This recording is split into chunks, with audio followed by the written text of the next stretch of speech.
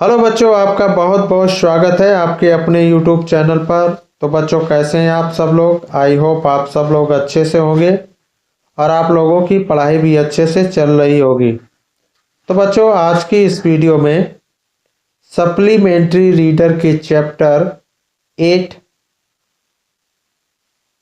भोली written by ये K.A. Abbas को हिंदी में समझेंगे और इसको पढ़ते चलेंगे।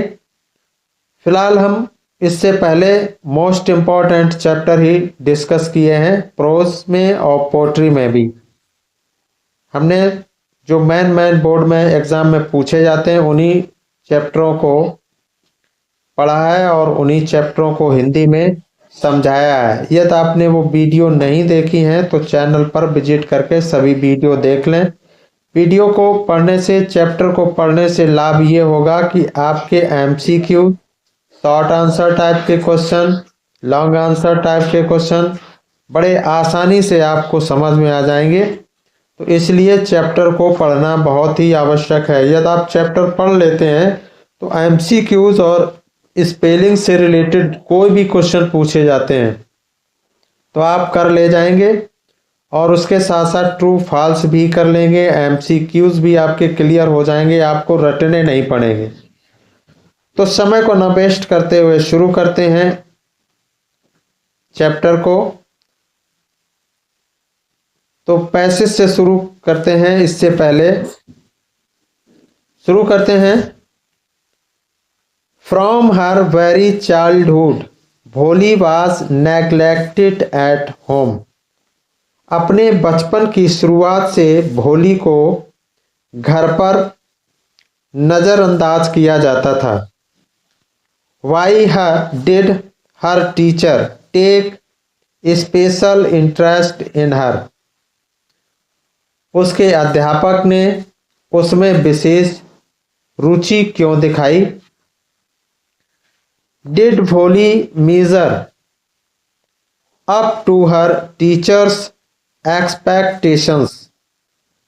क्या भोली अपनी अध्यापिका की अपेक्षाओं पर खरी उतर पाई या वो खरी उतर पाती है?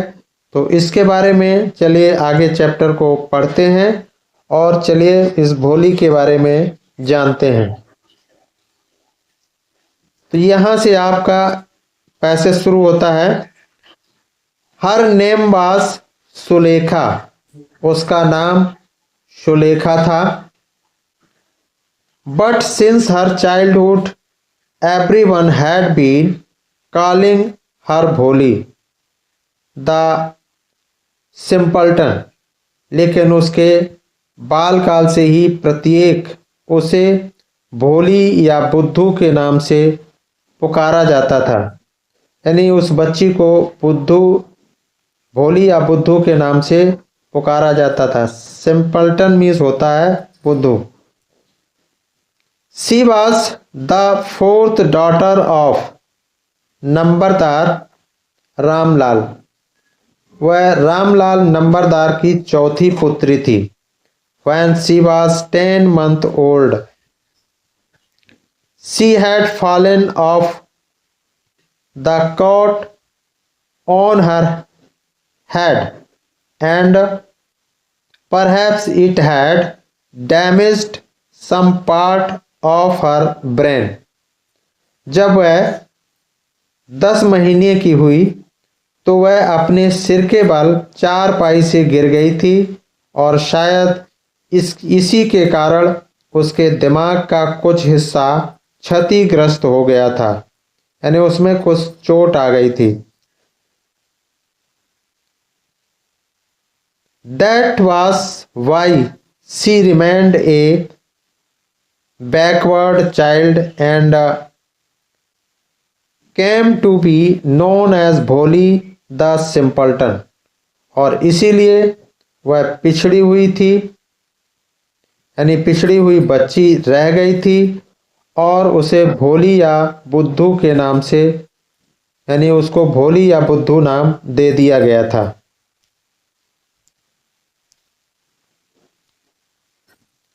At birth the child was very fair and pretty. जन्म के समय वह बहुत गोरी और सुंदर थी, यानी गोरी और सुंदर बच्ची थी। But when she was 2 years old, she had an attack of smallpox। लेकिन 2 वर्ष की आयु में उस पर चेचक का आक्रमण हो गया, यानी उसको चेचक निकल आई। Only the eyes were saved, but the entire body was permanently disfigured by deep black pock marks।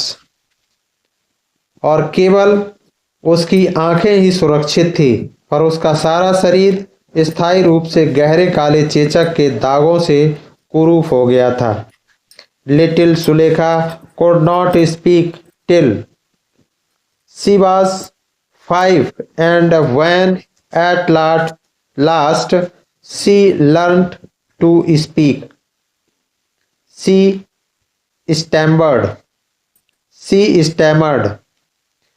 छोटी सुलेखा 5 वर्ष की उम्र तक कुछ भी नहीं बोलती थी और अब अंत में उसने बोलना सीखा तो वह हकलाती थी। The other children often made fun of her and mimicked her। और दूसरे बच्चे प्रायः उसकी खिल्ली उड़ाते और उसकी नकल किया करते थे। As a result, she talked very little। उसके परिणाम स्वरूप वह बहुत कम बोलती थी।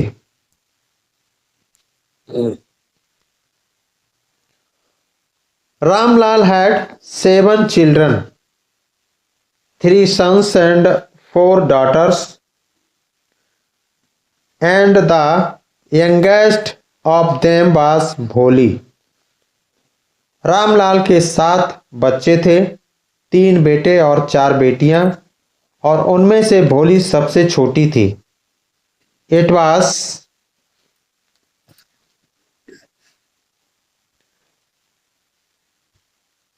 prosperous farmer's household, and there was plenty to eat and drink। Ramlal का घर एक समृद्ध किसान का था और वहां खाने पीने की कोई अभाव नहीं था, अर्थात प्रचुरता थी, यानी हर चीज प्रचुर मात्रा में उपलब्ध थी। All the children except भोली were healthy and strong। उसके सभी बच्चे भोली के अतिरिक्त स्वस्थ और पुष्ट थे। The sons had been sent to the city to study in schools and later in colleges। और बेटों को पढ़ने के लिए शहर के स्कूल में और फिर कॉलेज में भेजा गया था। Of the daughters, Radha, the eldest, had already been married। बेटियों में राधा सबसे बड़ी थी और उसकी शादी पहले ही हो चुकी थी। The second daughter, Mangala's married, had also been settled, and when that was done, Ramlal would think of the third, चंपा। और दूसरी बेटी मंगला की शादी तय हो चुकी थी और यह काम संपन्न हो गया था, तो रामलाल ने तीसरी बेटी चंपा की चिंता की। They were good looking, healthy girls। वे सभी सुंदर और स्वस्थ लड़कियां थीं। And it was not difficult to find bridegrooms for them। और उनके लिए दूल्हों की तलाश करना मुश्किल नहीं था। But Ramlal was worried about भोली, लेकिन रामलाल भोली के बारे में चिंतित था। She had neither good looks intelligence intelligence क्योंकि वह न she had neither good looks intelligence वह ना तो सुंदर थी और ना ही समझदार थी। Bholi was 7 years old when Mangala was married. Bholi Bholi की उम्र 7 वर्ष थी जबकि मंगला की शादी हुई थी। यानी जब मंगला की शादी हुई थी तो भोली 7 वर्ष की थी। The same year a primary school for girls was opened in their village और उसी वर्ष उनके गांव में लड़कियों के लिए एक प्राइमरी स्कूल खोला गया था। द तहसीलदार द तहसीलदार साहब came to perform its opening ceremony। School का उद्घाटन समारोह के लिए तहसीलदार पधारे थे। ही said to रामलाल, उन्होंने रामलाल से कहा, as a revenue official you are the representative of the government in the village. और राजस्व अधिकारी की हैसियत से तुम इस गांव के सरकारी प्रतिनिधि हो। And so you must set an example to the villagers. और तुम्हें ग्रामवासियों के सामने उदाहरण प्रस्तुत करना होगा। You must send your daughters to school. और तुम्हें अपनी बेटियों को स्कूल भेजना होगा। Next, that night when Ramlal consulting his wife, she cried, "Are you crazy?" उस रात जब रामलाल ने अपनी पत्नी से सलाह की तो वह चिल्लाई, क्या तुम पागल हो गए हो? If girls go to school, who will marry them? यदि लड़कियां स्कूल जाएंगी तो उनसे शादी कौन करेगा? But Ramlal had not the courage to disobey the तहसीलदार। लेकिन रामलाल में तहसीलदार की आज्ञा का उल्लंघन करने का साहस नहीं था। At last his wife said, अंत में उसकी पत्नी ने कहा, I will tell you what to do। मैं आपको बताऊंगी कि आप क्या कर सकते हैं, कि क्या किया जाना चाहिए, कि आपको क्या करना चाहिए। सेंड भोली टू स्कूल। तो उसने कहा कि भोली को स्कूल भेज दो। As it is there a little chance of her getting married with her ugly face and lack of sense. जैसा कि स्पष्ट है कि उसकी शादी होने के अवसर नहीं है क्योंकि उसका चेहरा भद्दा है और उसमें समझ की कमी भी है। यानी उसमें समझ की कमी है। Let the teachers at school worry about her. अध्यापकों को स्कूल में उसके बारे में चिंता करने दो। The next day Ramlal caught भोली by the hand and said, come with me। और अगले दिन रामलाल ने भोली का हाथ पकड़ा और बोला, मेरे साथ आओ, मैं तुम्हें स्कूल ले चलूँगा। I will take you to school।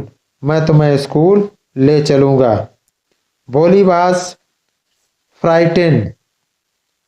भोली डर गई थी, यानी भोली डरी हुई थी। She did not know what a school was like. वह नहीं जानती थी कि स्कूल क्या भला है या स्कूल क्या है। She remembered how a few days ago their old cow Lakshmi had been turned out of the house and sold. उसे बाद में याद आया कि कुछ दिन पहले उसकी बूढ़ी गाय लक्ष्मी को घर से बाहर निकाल दिया गया था और उसे बेच दिया गया था।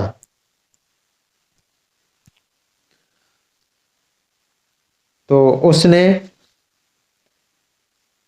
ना ना ना ना नो नो नो, तो उसने कहा नहीं नहीं।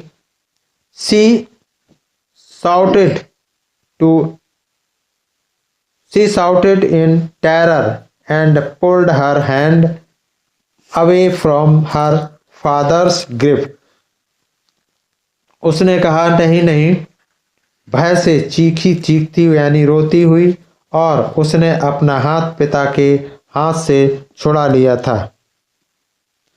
What is the matter? What is the matter with you, you fool? Shouted Ramlal. I am only taking you to school. और क्या हो गया है तुम्हें? उसने कहा क्या हो गया है तुम्हें मूर्ख रामलाल। यानी रामलाल ने उस पर गुस्सा की करते हुए कहा, यानी उसके चिल्लाते हुए कहा कि क्या हो गया है तुम्हें मूर्ख, मूर्ख तुझे क्या हो गया है? मैं तुम्हें स्कूल ही तो ले जा रहा हूं।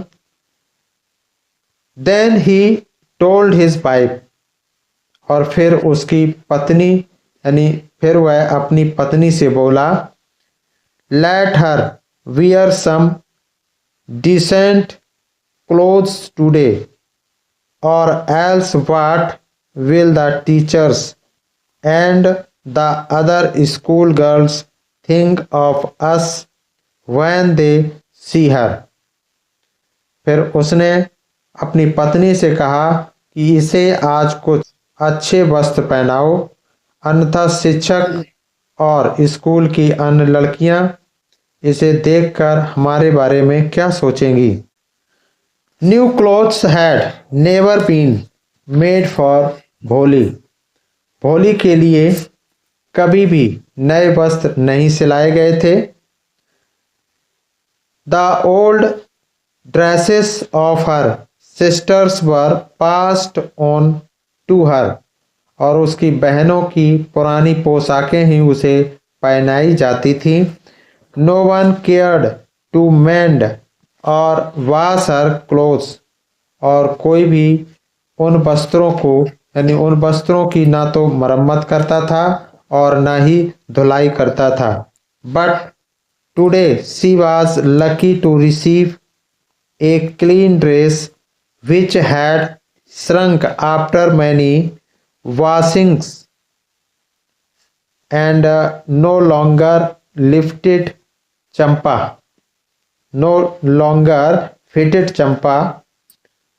पर आज भोली का सौभाग्य था कि उसे ऐसे साफ कपड़े पहनने को दिए गए थे जो कई बार धुलने के पश्चात सिकुड़ गए थे और चंपा को अब छोटे हो गए थे, यानी चंपा को वो कपड़े छोटे होने लगे थे।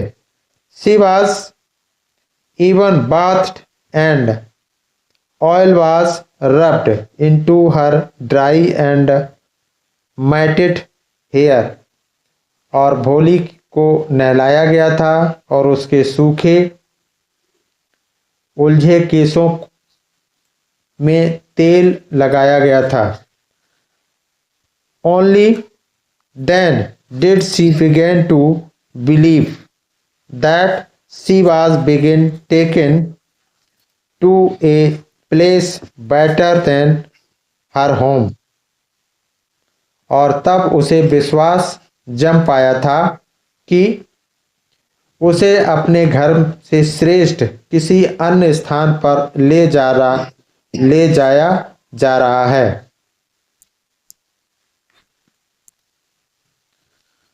When they reached the school, the children were already in their classrooms. जब वे स्कूल पहुंचे तो बच्चे कक्षाओं में पहले से ही बैठे हुए थे। Ramlal handed over his daughter to the head mistress, और रामलाल ने अपनी बेटी प्राचार्य को, यानी वहां की महिला प्रधानाचार्य थी, उसको सौंप दी। Left alone the poor girl looked about her with fear laden eyes, और अकेली रह जाने के कारण भोली ने भयभीत आंखों से अपने चारों ओर देखा। There were several rooms, and in each room girls like her squatted on mats, और वहाँ अनेक कमरे थे और हर कमरे में लड़कियां चटाइयों पर बैठी हुई थीं।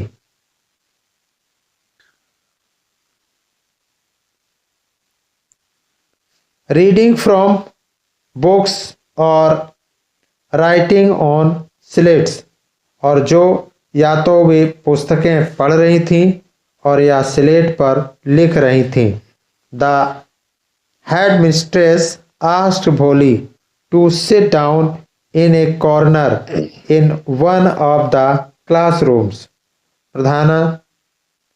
जो प्राचार्य ने भोली से कहा कि एक कोने में बैठ जाओ। भोली did not know what exactly a school was like and what happened there. भोली वह नहीं जानती थी कि स्कूल वास्तव में कैसा था और वहाँ क्या होता है। But she was glad to find so many girls almost of her one age present there. लेकिन वह अपनी आयु की अनेकों लड़कियों के साथ वहां हाजिर होने पर खुश थी। She hoped that one of these girls might become her friend. और उनमें उसे आशा थी, यानी उसने आशा की थी, यानी उसे आशा थी कि इन लड़कियों में से कोई एक उसकी दोस्त जरूर बन जाएगी।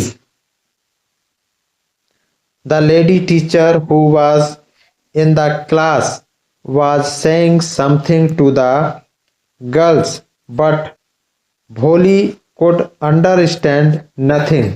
अध्यापिका कक्षा में कुछ कह रही थी, लेकिन भोली को कुछ भी समझ में नहीं आया था।